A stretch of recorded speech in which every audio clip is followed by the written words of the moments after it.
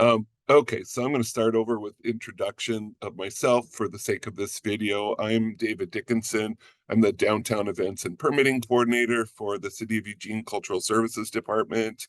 Um, just a disclaimer, this is my first year in the department and the first year leading this grant cycle, and I will be your primary liaison throughout this process. And if there's a question that I can't answer, I have people like Colette easily within reach to make sure that we get you an accurate answer in a timely manner. This is a session about the Downtown Program Fund grants for 2024. Those applications are due by noon, February 7th, and then we will be announcing the grant recipients on March 11th. Why this project is important. This is, I believe, the 6th year of the Downtown Program Fund grant, and we've had several successful seasons under our belt, and we still believe that one, community-driven events and programming are needed now more than ever to build community, uplift the soul, and share the stories, experiences, and fulfill the vision from our increasingly diverse city. We recognize the importance of the existing cultural events occurring in our downtown and want to continue to support and encourage the growth of events and cultural programming in our downtown spaces. We've worked really hard to improve how we support the events in the downtown core and want to continue to improve our systems and communication. We believe that as public stewards, it is our job to uplift and honor a diversity of cultural heritages by creating more resources, access, and opportunities, and to minimize barriers to such things. The goals of the downtown program funds include to bring visitors an economic vitality, a sense of place and safety to the downtown core through the activation of our public spaces with arts and cultural events and or installations. And it's also to help our regional artists and arts organizations thrive to really support there being a healthy arts ecosystem in our city. We also want to foster a sense of belonging and safety for historically marginalized and underrepresented communities such as Eugene's BIPOC and LGBTQIA plus communities, low-income communities, people experiencing disabilities, unhoused individuals, and youth and seniors. And we want to promote cultural exchanges through public art and experiences that will generate empathy, understanding, dialogue, wonder, and curiosity. The goal of this meeting is to make sure that we answer all of your questions and give you some solid footing in your understanding of the program to get started as you fill out your grant applications and apply for these funds. I'll take questions as I go, and Jessica Watson will be watching the chat thread, and feel free to ask a question at any time, and Jessica will chime in. The structure of this meeting is we will go through each tab on our website. All right, so here's our city website, our web page about this program. I'll point out right now, this is the first of the two public info sessions listed.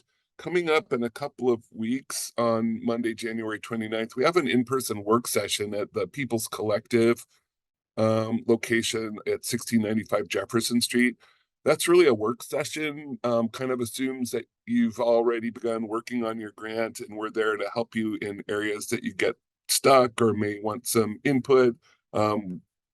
Historically, that often applies especially to budget, and so we'll be there to work with you directly and roll up our sleeves and help you on your grants. So feel free to reach out about that anytime when we're done with this meeting to the contact info that I provided. Scrolling down. So the grant, this grant's open to all organizations and individuals headquartered and residing within Lane County. Artists or organizations with outstanding DPF grants are not eligible to apply until their programs are completed, such as final reports, etc. And previously funded programs are eligible to apply, and as a way of both supporting people that may be doing recurring established programming, but also keeping things open to first time up and coming event producers, we try to keep 30% of funding awarded toward first-time programs, smaller scale programs, or programs occurring in areas other than the farmers market, pavilion, and plaza. Proposed programming must take place between April 1st and October 31st, 2024, and programs must take place in publicly accessible areas in Eugene's downtown core. The downtown core is roughly defined as being bordered by 6th Avenue on the north side, that's north of the Holt Center, and 10th Avenue or 6th Avenue on the north side, 10th Avenue on the south, High Street on the east, and Lincoln Street on the west. And then the spaces for activation include, but are not limited to, the park blocks, Kesey Square, the Farmers Market Pavilion and Plaza, and other public right-of-ways such as sidewalks or city streets. Programs should be made as accessible as possible for community members. If the event's not free to attend, it's expected that a portion of tickets must be offered for free or on a sliding scale. Applicants to this grant must apply a one-to-one cash, in-kind, and/or volunteer time match for the project that equals the amount of your grant request. So if the city awards you $1,000, then you must contribute at least $1,000 in cash, in kind, or volunteer time to your project as well. Again, it breaks down their cash, in kind, volunteer time, which is projected at the nationally established rate of $31.80 per hour. And you can do any combination. You can do more cash or in-kind match than your grant request, and you can do all volunteer, all cash, really any combination. Applicants may submit proposals for as many as 2 programs, and but if you do that, you would require to be separate applications for each. City of Eugene employees are not eligible to personally apply for downtown program fund grants as individuals, but may be involved with an organization or group led by a non-city employee who's applying for a grant. And applicants must be able to obtain liability insurance as a requirement of the downtown activity zone permit. And we can talk more about that later. If you scroll down, there's some facts. Let's see, I think, well, let me click on the application tab next. Application David, process. we have a question in the chat about 11th not being part of the downtown core. Is that true? Oh, did I say 10th? Actually, that's incorrect. It goes down to 11th. My apologies. So read the tabs on eligibility, selection, criteria, and timeline to learn more about the downtown program fund. This is really important. Before you fill out your application, we strongly recommend that you prepare by reviewing the list of application questions, because given that the application's an online process, it's going to be very helpful to have put all that information down for yourself for easy reference as you proceed with your online application. Complete the application. Creating an account is not required, but strongly encouraged, as it'll allow you to save your progress and then return to it at a later date to finish. And then again, all applications must be submitted by noon on February 7th, 2024. And you can see there's a couple places where that very important list of application question sits on the info here. Selection criteria. This is what Colette, did you have your hand up? Well, just it's kind of about the application, maybe relevant to selection criteria, but just, with the application, you have all the questions, but I think there's place for optional supplementary materials. So when you actually click on the application questions, I have found, as we've done some of these, that the committees really like to see what you've done, kind of images or videos or content that helps them give us a sense of what you've done. So that's kind of tied to the application questions. It's on the page 3. You'll see where there's the optional supplementary materials. I just wanted to pipe in and say that when you were on Yeah, that thanks, tab. Colette. Yeah. And before we dive into the actual selection criteria, we'll mention that staff do not actually vote on these applications. What we do is we assemble a 5 to 7 person selection panel representing a diverse slice of our surrounding Eugene community, who are compensated for their time as they review all the applications and work together to make final selections based on the selection criteria that we're about to look at. And as you can see, there's about a month between the time that applications are due and then we turn around and announce them, so that panel has time to really work through this process thoughtfully. Selection criteria include programming quality. To what extent does the programming bring people downtown and meet the express goals of the grant itself and the cultural services mission, and how adaptable is the programming to last minute changes, because we all know that the area that we live in is subject to weather change, especially for outdoor programming. We can be disrupted by rain, or increasingly, particularly later in summer, by smoke and fire season. And does the project allow for flexibility and scaling to adapt to that, or scaling in terms of what if maybe you don't receive as much of a grant as you request? If the panel opts to do partial grants, does the project have the ability to just scale down a bit? That's all stuff that will be evaluated as the panel does its selection work. Applicant capacity, that's looking at, do you as the applicant have a demonstrated capacity to do thoughtful planning and produce the sort of programming that you propose? Does your resume show some experience administering and producing similar programming?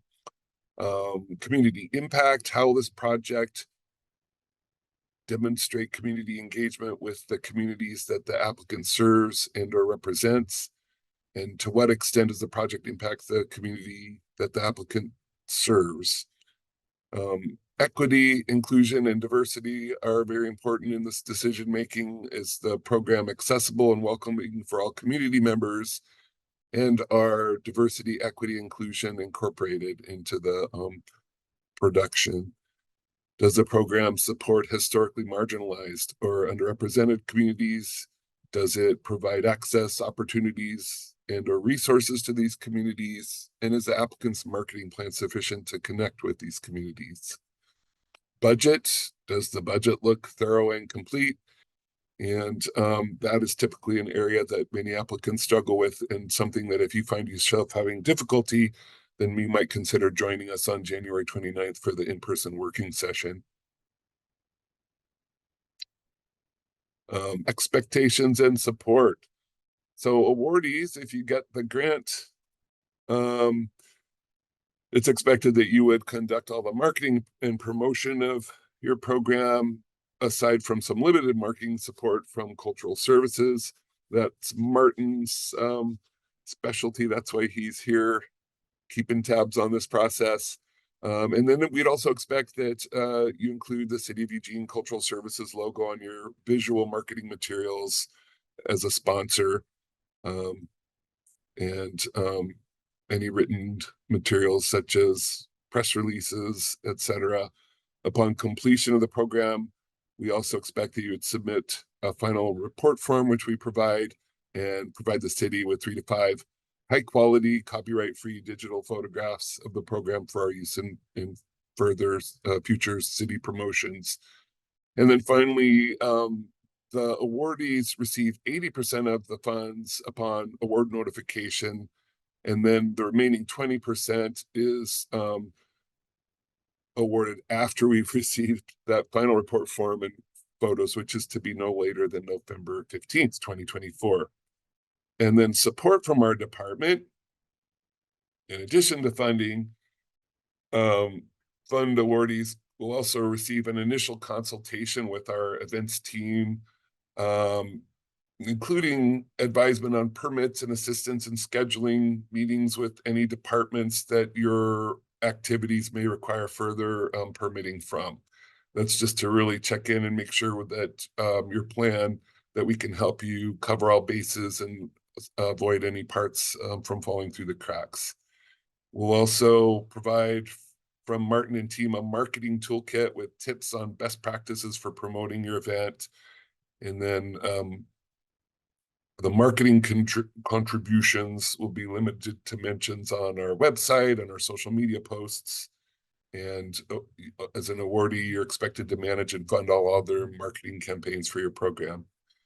And then we have some limited access available to city equipment. We've got a limited bag of tricks that includes things like tables and chairs and canopies and canopy weights. And I would be your primary liaison to those resources once you receive your grant. And then we can also help with introductions to relevant downtown businesses, depending on where your proposed activities are located. Let's just look next at a brief timeline here. We announced the grant on January 3rd. Here we are, January 18th, in our info session. I mentioned coming up on Monday, the 29th, an in-person work session at the People's Collective. That's on about 17th and Jefferson, close to downtown. And then February 7th at noon, applications are due. We'll announce grant recipients on March 11th, and then April 1st to October 31st. That's our programming and event season parameters. And then at the tail end of things, by November 15th, we should have received your final reports for our own reporting, and also so we can issue that remaining 20% of your grant. Turn in your report as soon as your event's over, because then you get your check. You don't have to wait until November 15th. Yeah, that's a great suggestion. That's helpful for us too, to stay on top of our own reporting and follow up. So, and then Colette, I don't think we actually we're doing 2 meetings. We'll do an initial meeting with you to make sure that that we're supporting you through your plan, but then generally 6 weeks out, we'll do a event is approaching meeting, just to again make sure nothing's fallen through the cracks, to help coordinate with our other city departments any unnecessary permitting, and just to make sure that you're set to go and really optimize your chances for a really successful outcome. And we'll reach out to you and schedule those meetings with you. And there are a lot of We have a question. okay. To clarify, our Arts and Culture Center is on 11th. If we hold an event where we keep our doors open to the public and available, would that be public enough, or does it have to happen specifically in a public space?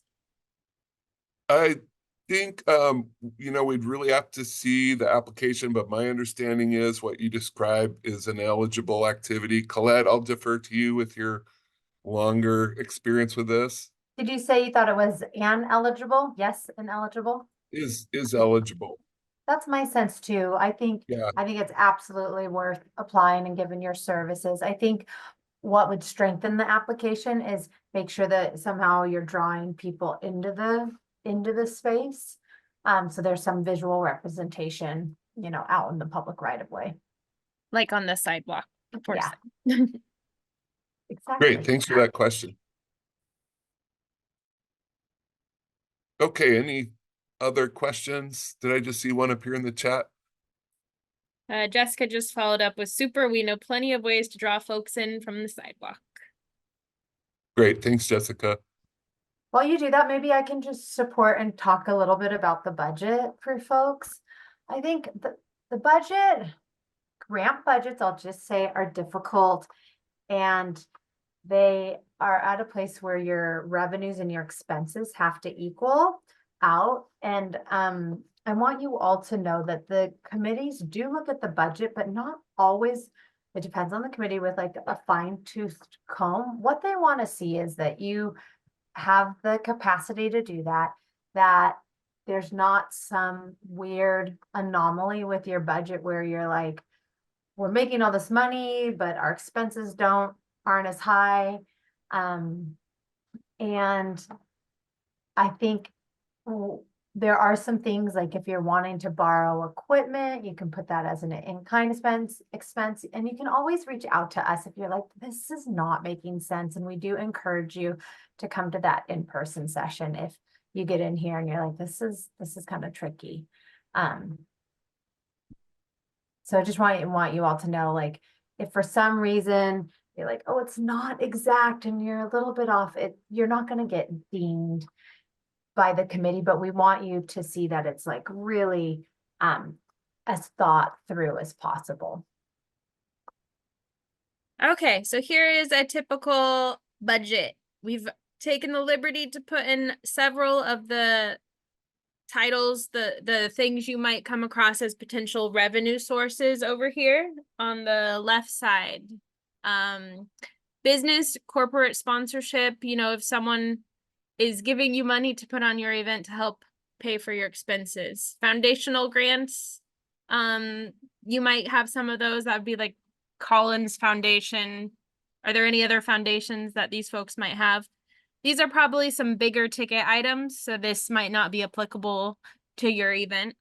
Applicant cash is how much money you're putting into the event. Program sales fees, are you charging for admission? And please remember that if you are charging for admission, we'd love to see some sliding scale fees or some fees so that folks can attend your event even if they can't necessarily afford it. We also have volunteer time. So remember how David said, I think 3180 is the national volunteer rate. That's where this comes in. So you're going to have your total hours that volunteers are giving by that national rate. And then personnel admin overhead. This is how much your folks are spending from the organization that's helping with the project. Now, this is a little squishy one, so it will probably help if we're in the in-person session to talk about this. I would wait on that one before you fill that out, just because it's a little squishy. Then you can see we have our downtown program fund request. So if you're requesting $5,000 in cash, you would put that right in there. Right here. And then the cool thing about this is all of these will self-fill down here. So then you can really see as you're going along the amounts come through. And we have a sample budget that we can show you in a second so you can see it in action. I think the revenue part is harder to do than the expenses part. So I'm scrolling down. Personnel admin. So if you needed to bring on a project coordinator to help do this, that would be them. Artist fees, are you hiring performers? Are you paying stipends to artists for their time to come through and put up a show or whatever? That goes in artist fees. Supplies and materials. Do you need to buy paint? Do you need to buy tape? What do you need to make your event successful? And I think David mentioned in kind, you could use our tables or our canopies. Those are supplies and materials that could be in kind. So you would probably estimate the value there, or we can help out if needed. Permit fees, this is going to be a little bit trickier. You'll want to go onto our special events planning guide to see what type of permits you might need. Like if you're closing down streets or sidewalks, we're happy to provide guidance there, or you might actually not need anything here. Other permit fees could also include a fire marshal permit if you have a lot of canopies or if you're cooking on site and things like that. Production fees. This could include like if you're hiring a lighting guy or a sound guy to come and provide those services for your event.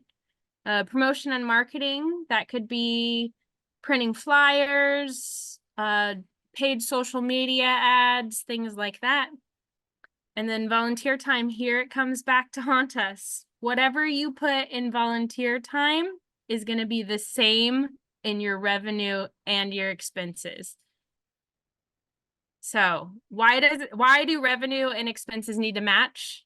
Because we want to make sure you have enough money, means, in-kind value to put on your event and make sure everything's paid for. So that was kind of like, Yeah, we have a question from the Oh. chat. Callie asks, if we don't charge for the event, does a project zero revenue hurt the proposal? Well, you don't have to charge for your events. We've funded plenty of free events. We love free events because it really allows the community to come out. You still will have some form of revenue regardless. No matter what, you're going to have our revenue, which is the downtown program fund. I imagine that OSLP will, Kayla, you're from OSLP, I think.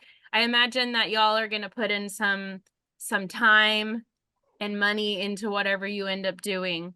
And then if you have any volunteers, that's also revenue. So no matter what, you're going to have some revenue, even if it's in kind, if that makes sense. I mean, in a sense, you have to have those different kinds of revenue in order to meet the match requirement.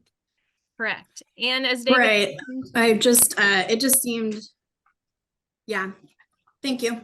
I was a little confused about, I guess, not counting those things as revenue. It's confusing. It's certainly Yeah. Thank you.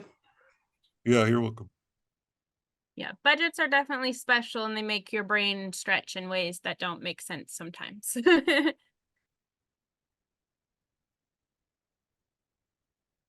Do you have any more general questions? Okay, so I'm just going to share a sample budget here. And we pretty much created this budget and made sure the things matched, but this isn't a real project. So if you're like, how in the heck are you going to do that? That's probably why. But you can see in this sample, we put in items up here and it all came down in here by itself, which is amazing.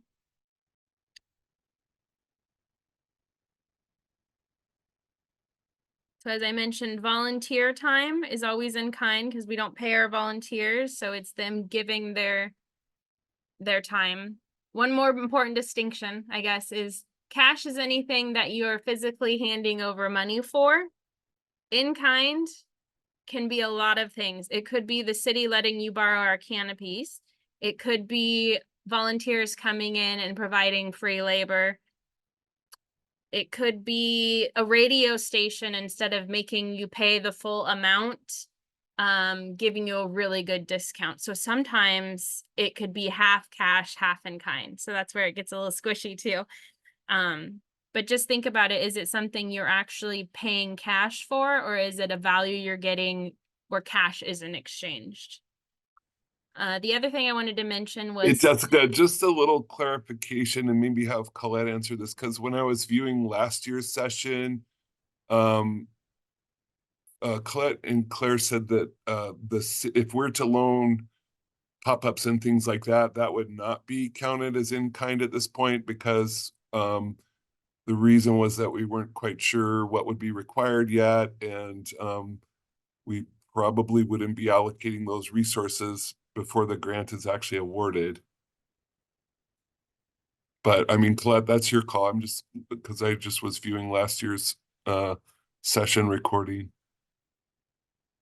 Yeah, that's a good question. I mean, I think the reality is, I mean, I'm trying to think back to last year. I think you could argue for it either way, and if we decide that we want to count it, the thing is, you would have to contact us to understand what that cost is too. if you're like, I want to borrow canopies or things like that. I'm not against including it in this year's. Especially because it's in this sample budget. I think it's okay. You could contact us if you're like, I need to know this. The reality is it's just a really small portion of the overall budget. Did that answer your question, David? Yeah, thanks, Colette. Yeah. Cool. And then the other important part of the budget is secured or pending. Pending means I've asked, I haven't heard back from this business, this corporate sponsor, if they're going to be able to give me that $250 cash sponsorship. Or I've asked the radio station and I'm not sure about this $500 in-kind value for the radio ads, things like that. Secured means you have it. You can depend on that. And really this just shows that you have started your planning and you already have a bunch of irons in the fire, which makes it more feasible, more reasonable that your project will be a success, because we see that you've put a lot of work and effort into it already. Does anyone have any more questions about this budget?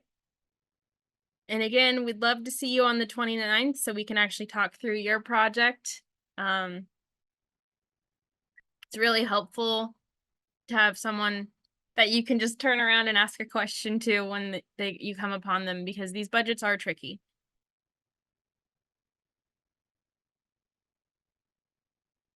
Just to kind I of do. echo what Colette said too, I don't think that we'll be micro-examining your budget and expecting it to be exactly what you said it is, but I've seen different selection panels put different amounts of emphasis on the budget, and the last one I sat in on, there were actually folks that either didn't submit a budget, or didn't do it in a way that the panel felt was feasible or realistic, that was actually a factor in them not getting awarded. So it's really important to work this through the best of your ability. And our panel, again, they're not grant experts, they are community members. So Kelly, you had a question.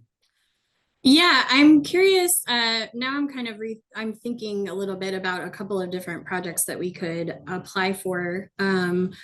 And just curious if there's a fundraising element at that event where we are asking for donations from people and have fundraising activities, wondering if that is sort of something that would affect the outcome of the grant, as well as because our big event annually is a big community event, but it also is our biggest scholarship fundraiser. And we've outgrown the current venue and are looking for funding to have a bigger venue so that we can have more people there. And it did bring over 350 people to the downtown core last year. So now I'm kind of curious, like, if that would be an appropriate project for something like this, where we could secure a larger venue with the grant, and have even more people come in.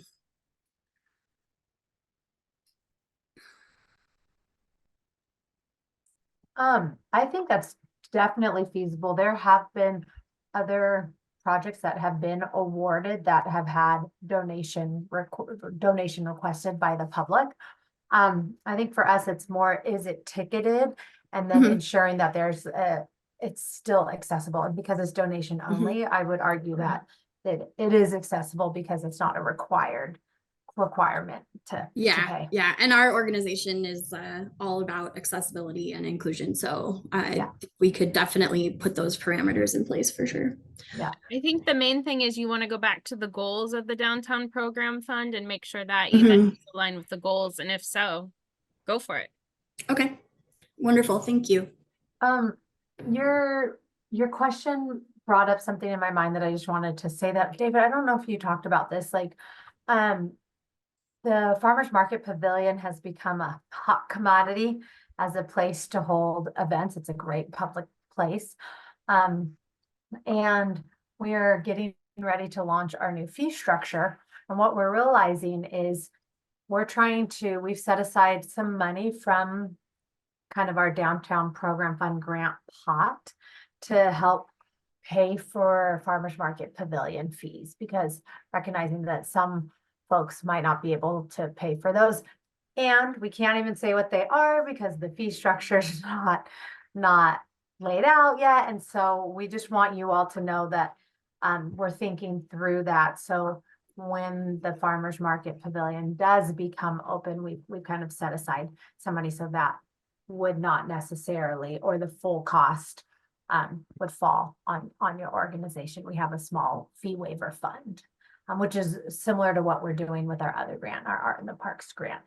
However, that will not fund your other permit. So you still will have to, if you have more than 10 vendors, you'll have to look at the fire marshal requirements. You still have to pay for like a fire marshal permit, or if you're doing a street closure, a private use of public right of way permit. But the grant can be used to pay for those.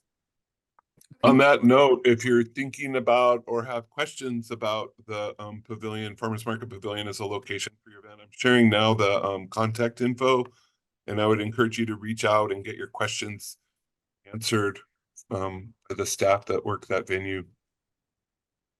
We have a question in the chat. Would a martial arts event be considered for the grant that displays the cultural side of the art, traditions, and philosophies? Looks like a yes. I think so. I'm seeing Colette nod her head in affirmation.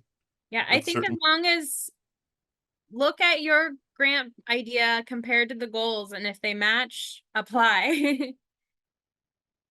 Hearing a lag in questions, I'm going to just share screen and show you some wonderful resources for you that we have on our city website.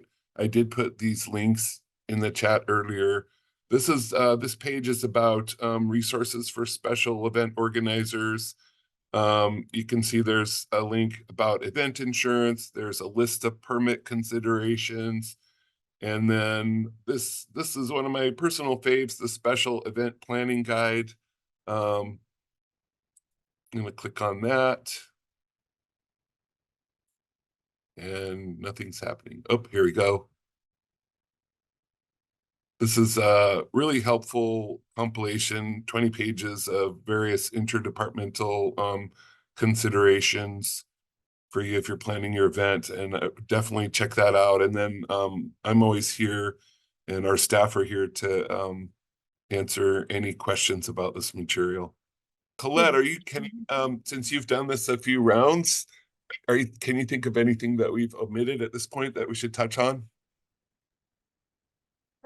Nothing at the top of my head. I feel like we mostly covered it. I think as you get into it, you may have more specific questions around the budget. We find a few days before the deadline, we end up getting a lot of calls just as people really get into it. So encourage you to start sooner than later, but know that I think David's contact info is what's on the website, but we're here to help you as you think through it.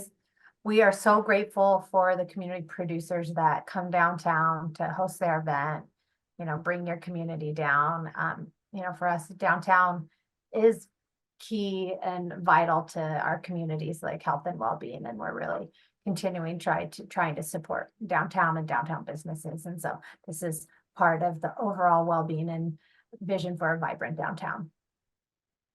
And again, please copy my contact info if you're moving forward. I'm at your disposal for any follow-up questions. I do get busy sometimes, so definitely try not to put off too much toward that deadline, because I'm not always available at the drop of the hat, but I will do my best to get you timely, accurate information based on what your needs are.